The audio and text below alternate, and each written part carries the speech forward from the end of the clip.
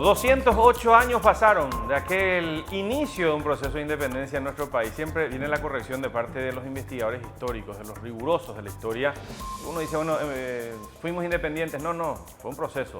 Y es lo que vamos a conversar ahora periodísticamente con el doctor Erip Caballero, un historiador riguroso y un amigo también con el que siempre tenemos el gusto de conversar. Erip, gracias por estar con nosotros. Buenas noches, Guillermo, y un gusto estar aquí en ABC TV. Inicio del proceso de independencia. Decimos bien porque en realidad fue un proceso que duró ¿cuánto tiempo?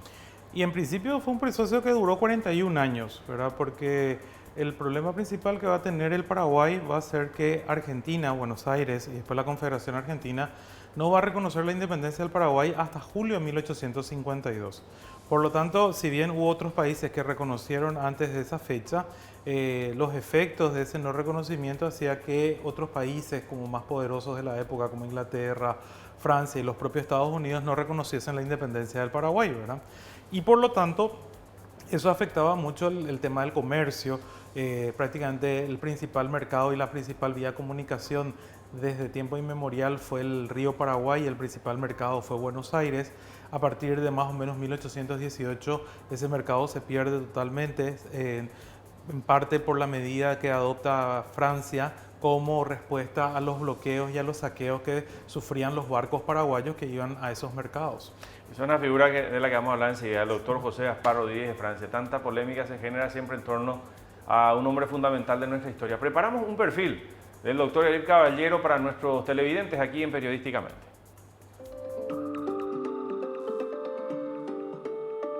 Erip Caballero Campos nació en Asunción en 1975.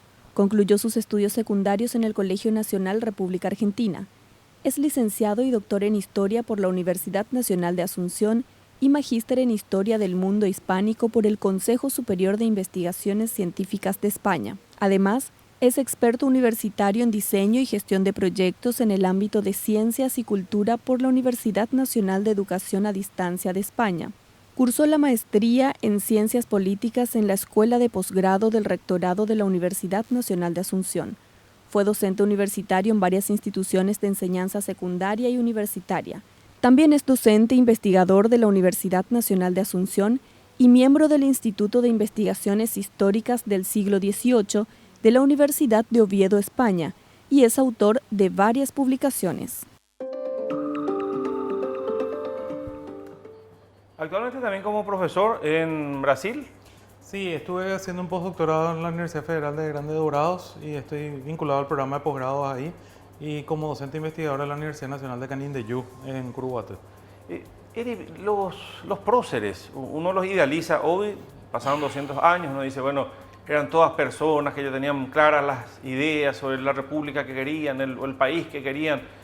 ¿Qué fueron? ¿Fueron jóvenes que se rebelaron contra la corona española? ¿Por qué? ¿Cómo se fue conformando también ese grupo? Yo creo que el proceso fue fueron multifactoriales. El desencadenante de todo va a ser el hecho que la corona entra en crisis con el trono vacío, como se dice en la teoría, cuando Napoleón invade España, impone a su hermano y la mayor parte de la población, tanto en la península como en América, reconoce al rey cautivo, a Fernando VII, como el legítimo rey. Entonces había que ver quién gobernase mientras el rey estaba cautivo. Pero además de eso subyacía un problema que ya, por ejemplo, Félix de Azara, que fue un funcionario destacado que estuvo a fines del siglo XVIII, decía, aquí el hijo odia al padre, porque el problema era que los criollos tenían menos derechos que sus padres peninsulares. Entonces tenían ciertas limitaciones. ¿Qué, por ejemplo, digamos, en qué tenían diferencias con los españoles? No podían llegar a determinados cargos como los de gobernador, tenían limitaciones no en términos de propiedad y derechos sociales, pero sí siempre se le daba prioridad a un peninsular frente a un criollo cuando había un cargo vacante. Era una sociedad estamental y dentro de esa sociedad estamental obviamente que se le daba prioridad a los peninsulares, que eran los que dominaban la estructura social Y y esto económica. pese a ser hijos de españoles, pese a ser criollos, ellos no podían llegar a esos cargos. No, porque había esa concepción de que la naturaleza americana degradaba al ser humano. Entonces, a pesar de tener la madre y el padre peninsular, por el hecho de nacer en América ya lo consideraban degradado. Entonces, era un español americano o criollo. Entonces, Azara y otros autores a fines del siglo XVIII comenzaban a plantearse que estos criollos estaban insatisfechos y se sentían desplazados y discriminados por la corona.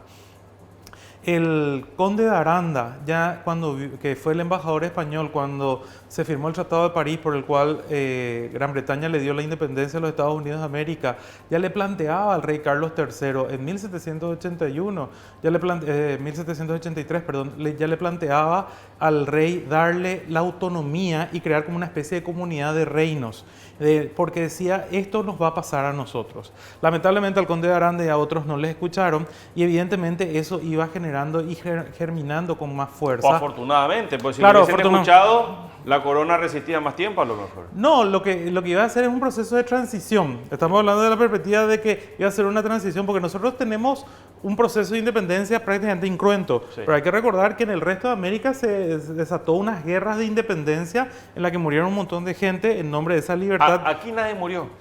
Aquí hubo una represión a los realistas que intentaron tomar el poder a fines de julio de 1811, ¿verdad?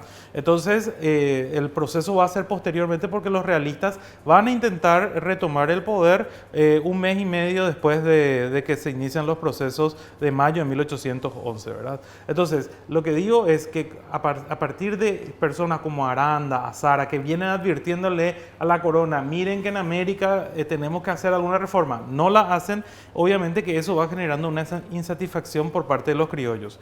Cuando se produce la crisis política del trono vacío, es donde ellos comienzan a plantearse que ellos tienen la capacidad de autogobernarse. Y esa capacidad de autogobernarse se nota en dos momentos para el caso paraguayo. Una primera es cuando los españoles peninsulares abandonan a los criollos ante las invasiones inglesas en 1806-1807 a Buenos Aires y Montevideo, donde las tropas paraguayas tuvieron una destacada actuación de la provincia del Paraguay. Y después en Paraguarí y en Tacuarí, por sobre todo en Paraguarí, cuando el gobernador Velasco huye ante el ataque, la primera embestida de las tropas de Belgrano, y son los jefes criollos, Manuel Gamarra y Atanasio Cabañas, quienes quedan al frente y finalmente consiguen la victoria. De hecho, en la carta que le envía el señor Pedro Juan Caballero a Velasco ese 15 de mayo, el capitán Caballero le dice claramente a Velasco, mire, nosotros nos hemos defendido y nos hemos defendido contra un agresor y no vamos a permitir que nos entregue usted a una potencia extranjera, refiriéndose a Portugal, que es lo que hace que la misión Abreu, la que desencadene los hechos de ese 14 y 15 de mayo. O sea, ellos tenían claramente que esta era su tierra, en esta su tierra ellos se sentían discriminados por la corona y a pesar de los reclamos y de las protestas, la corona no reaccionaba. El grupo de jóvenes digo porque era la edad que tenían, ¿verdad? Caballero, Iturbe, Yegros, Molas, ¿cómo se conforma? ¿Quiénes eran? ¿Cómo se juntan? Hay que recordar que la mayor parte de lo que era el ejército provincial eran un ejército de milicianos, es decir, todos los varones que habitaban esta provincia, que tenían capacidad de usar las armas, desde los 15 años formaban parte de las milicias.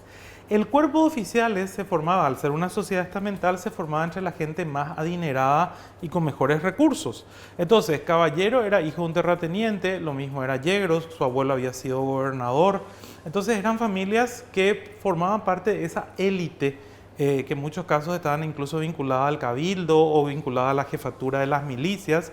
Entonces, eran una élite política y una élite militar a nivel provincial. El caso de Rodríguez de Francia incluso fue alcalde de primer voto de la ciudad de Asunción en 1808, es decir, era la segunda autoridad más importante después del gobernador.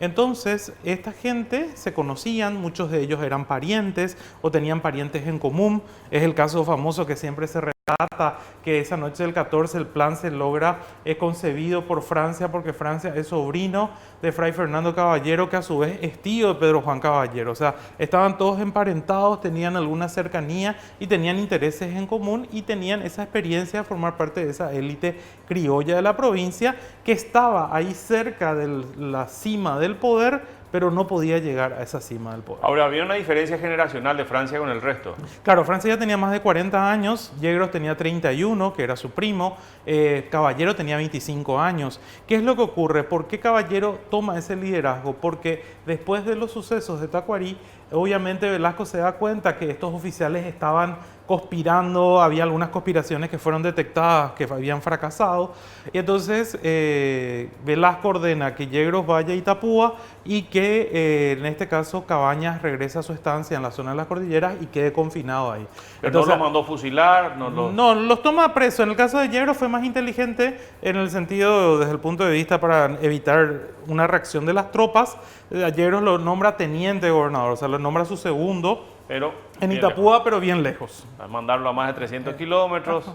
Sí, totalmente. Entonces, Caballero es el único que queda a cargo de la tropa que evidentemente estaba combinado con los otros en ese plan revolucionario que dice el doctor Julio César Chávez tenía que estallar en coincidencia con el primer aniversario del levantamiento en Buenos Aires el 25 de mayo de 1811. Esa supuestamente era la idea original del plan, pero cuando llega ese 9 de mayo el teniente Abreu con la oferta del capitán Sousa de Río Grande del Sur de traer 1.500 soldados portugueses, entonces ellos tienen que acelerar el plan. ¿Se puede establecer una prelación, digo, de la importancia que han tenido los próceres en ese proceso para decir, bueno, en realidad los principales fueron los que cumplieron papeles un poco más secundarios? Porque acá siempre uno habla de Caballero, habla de Francia y Yegros. Claro, ahí hay varios cumplieron roles fundamentales, o sea, están algunos que están más olvidados como Thompson, el capitán Rivarola mismo, el hermano de Yegros, Antonio Tomás. O sea, la lista es bastante extensa, incluso de los oficiales que estaban que se juntaron para la conspiración. Entonces, en algún momento cuando en el sesquicentenario de la independencia se trató de definir quiénes eran los próceres, hay una propuesta de las autoridades entonces de la Academia Paraguaya de la Historia de que próceres eran todos los que intervinieron en el golpe del 14 y 15 de mayo, los que participaron del Congreso en 1811, que son más de 250 congresistas, más los que proclamaron la República en 1813, son más de 1.000 congresistas, de los cuales lamentablemente no tenemos todos los nombres porque esas actas desaparecieron. Solamente tenemos el resumen del acta con la firma de la Comisión de Poderes, que son 10 nombres. Claro, ¿verdad? uno reduce muchas veces la gesta de independencia a ese grupo que fue a notificar o intimar a Velasco. Exactamente, el grupo original, ¿verdad? Sí. Pero evidentemente fue un proceso, por eso cuando hablamos de un proceso mucho más amplio que involucró a mucho más gente, que evidentemente tenía una convicción de que las cosas no estaban bien y de que era una oportunidad. Eso es lo más interesante del caso del proceso de independencia paraguayo, del que tenemos que estar orgullosos, porque nosotros rápidamente ya nos proclamamos en república, ¿verdad? O sea, ya el 12 de octubre de 1813 el Paraguay se proclama una república, mientras en otros procesos independentistas, además de que hubo reconquista por parte de las fuerzas realistas, a veces entre los propios líderes de la independencia hay una duda si se establece una monarquía o si se establece algún tipo de acuerdo nuevamente con la corona. O sea, había como cuestiones que les hacían pensar en distintas alternativas. En el caso paraguayo, rápidamente se toma la forma de gobierno republicana con una clara tendencia a formar un país en el cual todos seamos libres e iguales, ¿verdad? En poco más de 2 años nosotros hemos definido una república entonces. Totalmente. Para el 12 de octubre ya estaba proclamada la República del Paraguay. Ahora, hubo mujeres, porque siempre es la pregunta, por la época en la que se vivía, porque es la realidad, digamos, hay gente que dice, bueno, pero la mujer no se la menciona, es que la sociedad tenía una concepción acerca del papel de la mujer Claro, u era otra una forma. sociedad mucho más machista que la que tenemos nosotros hoy, pero siempre hubo mujeres que se destacaron. O sea, el caso de Facunda Sperati, que era la esposa de Fulgencio Yegros, estaba también la señora Juana María de Lara, que tenía parentesco con muchos de ellos, que algunos hoy cuestionan si realmente tuvo ese rol fundamental que se le quiso dar a partir de fines del siglo XIX. Hubo otras mujeres que estaban cercanas a estos líderes de la independencia, pero obviamente la mujer estaba destinada a un ámbito más doméstico, ¿verdad? O sea, no tenía una actuación pública y política, y tenemos que recordar que nuestra sociedad era una sociedad bastante aislada y bastante tradicional, a diferencia del caso, por ejemplo, del proceso independentista en el norte, con el caso de la famosa Manuelita, que era la pareja de Bolívar, que tuvo así una incidencia y le ayudaba y le informaba de cosas Bolívar en sus campañas libertadoras. Por lo tanto, obviamente que ese tipo de protagonismo femenino no lo tuvimos en nuestro proceso independentista. El rojo y el blanco y el azul, los tres colores de nuestra bandera. ¿Por qué los elegimos? ¿Cuántas banderas tuvimos? Vamos a seguir hablando con Eric Caballero después de la pausa sobre el proceso de independencia que comenzaba en nuestro país hace 208 años en una noche como esta. Ya venimos.